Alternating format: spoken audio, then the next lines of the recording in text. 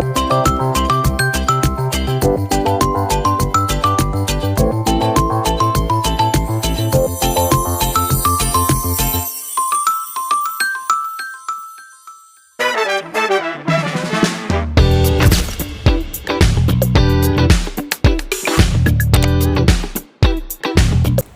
sini kita mau nanya-nanya seputar birokrasi dan partisipasi. Baik. Boleh mulai aja? Ya. Kan sekarang tuh banyak anak muda yang masih kurang paham soal birokrasi ya Pak ya?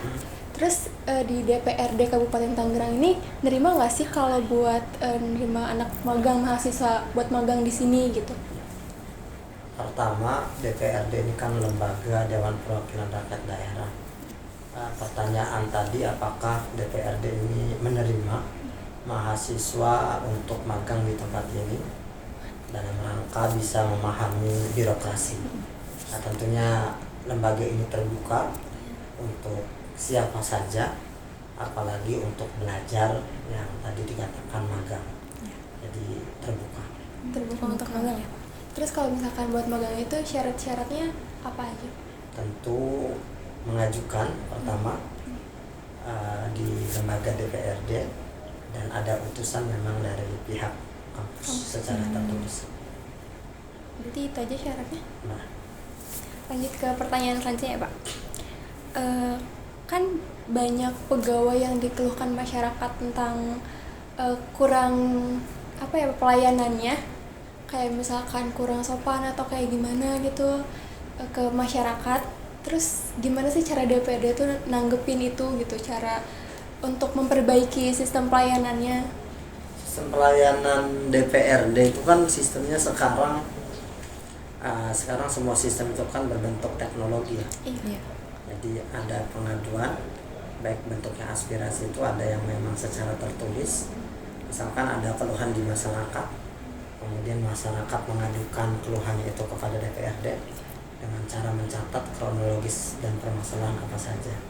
Nanti setelah itu ada tindak lanjut. Tindak lanjutnya dengan cara kegiatan RDP, rapat dengar pendapat pihak-pihak yang bersangkutan, baik yang bermasalah juga dengan pihak yang terkait, kita undang jadi satu. Berarti kayak evaluasi gitu ya? Betul, kayak evaluasi hearing. Pernah nggak sih DPRD itu nemuin kondisi di lapangan yang ternyata itu jauh beda dengan laporan yang diterima di atas kertas? Jadi perbedaan dari laporan sama yang Faktanya dia. iya. Karena seringkali ada seperti karena kita dengar ada ABS itu kan, asal bapak senang. Iya betul. Itu apakah itu terjadi? Ada terjadi.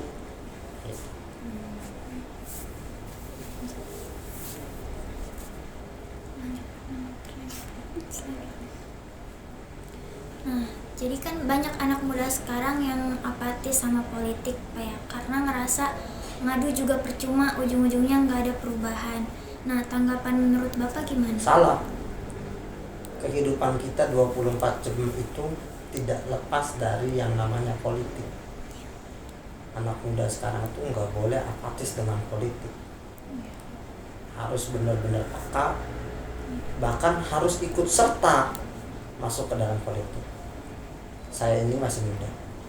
Saya ini lahiran 97. Umur saya masih 28 tahun. Saya lulus kuliah.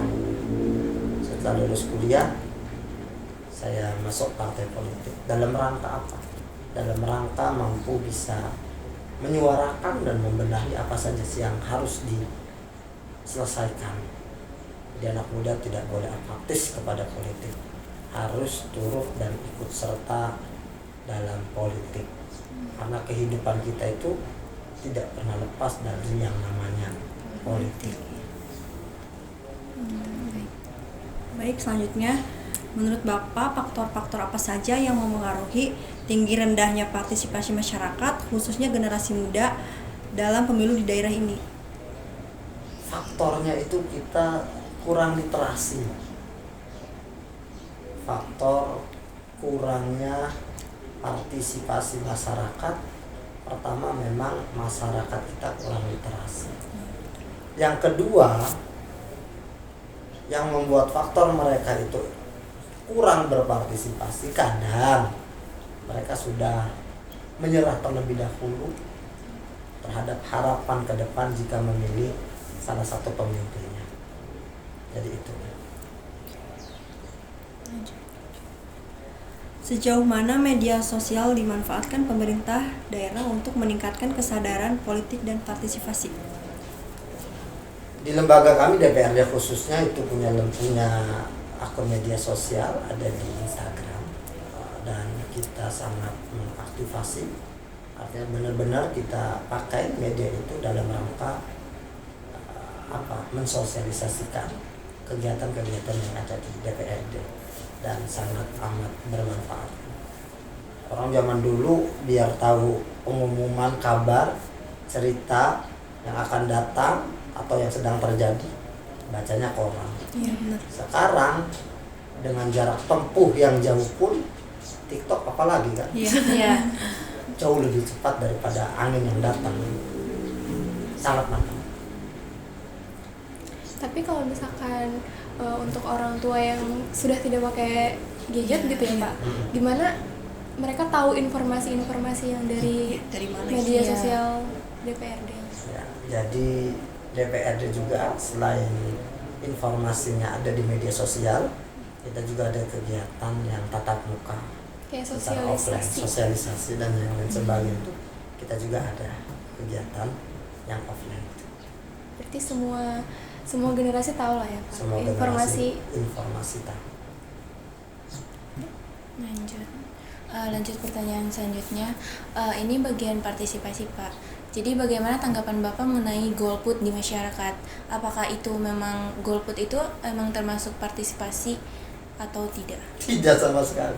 Golput itu bukan orang yang tidak berpartisipasi kan? Iya, karena emang dia Karena dia nggak datang, Iya. tidak memberikan suara, berarti kan dia tidak berpartisipasi, gitu. Nah, penyebab golput ini, berarti kan ada kemunduran terkait dengan sosialisasi pentingnya politik, terkait dengan sosialisasi pentingnya kepemimpinan yang dia pilih, orang yang dia pilih kan. Berarti ada apa gitu kan? Apakah malas atau ada tanda kutip dia sudah menyerah terlebih dahulu sebelum dia memilih? Tapi kadang kan ada yang namanya ini ya, sebelum pemilu kan biasanya ada Itu ada sosialisasi Iya. kan? Ada kampanye, itu kan dalam rangka untuk mengurangi suara-suara golput. Tapi hak suara yang golput itu gimanain Pak? Hak suara golput itu tidak dihitung, Tidak dihitung berarti? tidak dihitung. Kan suara sah, suara tidak sah, suara golput.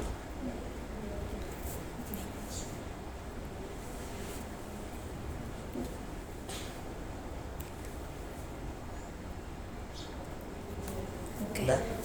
Ini satu lagi nih yang terakhir. Ini kan Bapak kan sudah menjabat nih di DPR ini. Pastinya bakal ada yang namanya keluhan sama momen-momen tertentu gitu yang terjadi di DPR ini. Apa yang paling menurut Bapak berkesan dan apa yang paling mungkin jarang ditemukan gitu?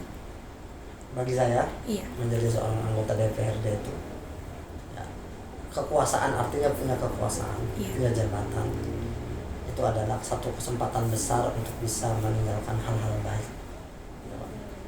Kenapa? Karena anggota DPRD itu A1 dengan eksekutif. Apa yang menjadi keluhan masyarakat itu bisa disampaikan langsung kepada eksekutif. Contoh misalkan ada orang sakit di daerah, orang enggak punya, ya, dalam keadaan memang benar-benar kurang, datang ke rumah sakit tidak ditangani oleh pihak rumah sakit. Kalau orang nggak punya kan ya gimana mau menyampaikan kepada pihak rumah sakit? Ngomong saja tidak mampu. Kalau dia dekat dengan DPRD, anggota DPRD yang telepon ke pihak eksekutif, dalam hal ini ada direktur rumah sakit, dia akan mendapatkan pelayanan yang jauh luar biasa daripada yang biasanya. Artinya anggota DPR itu memang punya wilayah strategis dalam hal untuk memberikan manfaat yang sangat besar kepada masyarakat. Aspirasinya langsung didengar oleh A1. Gitu. Makanya anggota DPRD memang tugasnya adalah mendengar mendengar masyarakat. Mendengar aspirasi masyarakat, karena suara aspirasi dari bawah untuk datang kepada bupati, untuk datang kepada kepala dinas eksekutif itu jauh. Tapi kalau masyarakat datangnya pada DPRD dengan eksekutif, bupati dan kepala dinas itu dekat jaraknya. Jadi itu yang paling berkesan bagi seorang anggota DPRD. Tapi izin ya Pak, sebenarnya. Tapi kadang kan ada masyarakat yang emang sekarang tuh kayak ya udah bodo amatan gitu loh. Soalnya kan kayak dia ngerasa kayak dia udah udah menyampaikan aspirasi dia, tapi kadang anggota itu tidak didengar. Pemerintahan itu dalam menyampaikan aspirasinya ditampung. Tetapi aspirasi itu tidak langsung seperti makan cabai. Ketika aspirasi ditampung itu tidak seperti makan cabai kan. Kalau makan cabai langsung pedas. Aspirasi ditampung, disampaikan kepada pihak eksekutif, dan pihak eksekutif kan menggodok. Gitu. Kalau dalam pemerintahan itu pengerjaan sesuatu ada waktu-waktu tertentu. Tidak seperti makan cabai langsung. Karena kan ini di negara, di masyarakat aja, bukan di pribadi yang bisa. Saya dari sini tuh, dari sini. Berarti ada step-stepnya gitu ya? Ada step-step. Oke. Coba. Segitu aja sih Pak pertanyaan kita. Iya. Udah. Kurang lebihnya mohon maaf. Maaf kalau misalkan tadi kita pertanyaan ada yang salah. Bagus. Atau kurang enak.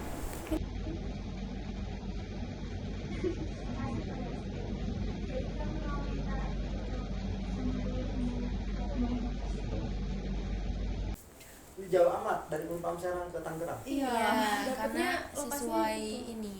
Jadi kita sesuai domisili sebenarnya mah. Cuman karena emang kelompok kita kan sebenarnya mahasiswa itu kebanyakan dari daerah Serang sama Pandeglang. Cuman karena emang dibagi-bagi jadi kami kebagian ke Tangerang.